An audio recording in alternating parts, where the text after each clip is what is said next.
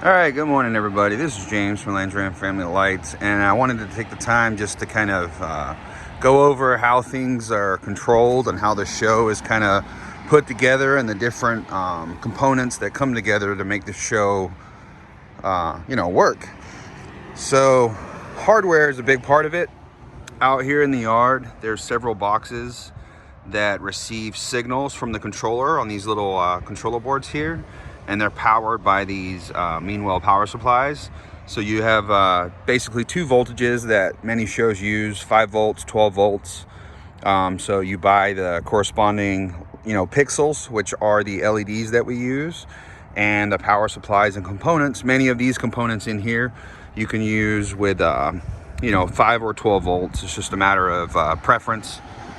And there's a lot that goes into the consideration for that, so I'm not really going to go over that. This is just going to be a short overview of how this stuff's set up. So right now I'm just running a test pattern, and you'll see all of the elements are just kind of going through different colors. And this is basically what you would use to diagnose if you're having problems with colors or pixels not working right. I'm going to show you the software we use. It's called X Lights. It's an open source project.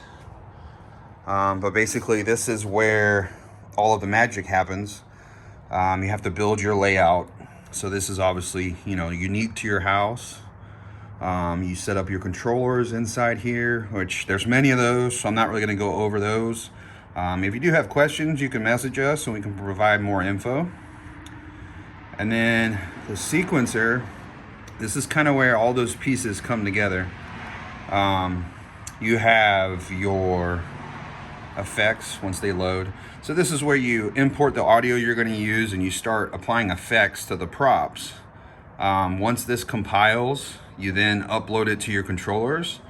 We use a Raspberry Pi as our computer with a custom OS called Falcon Pi Player.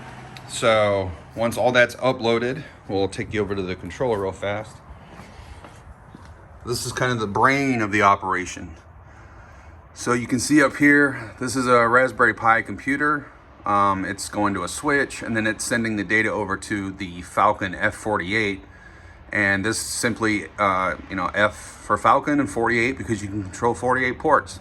So each one of these RJ45 connections runs out up through the attic to some soffit hook ports. And then that runs to those computers that I showed you. So basically, all the data comes out the computer, goes into this controller.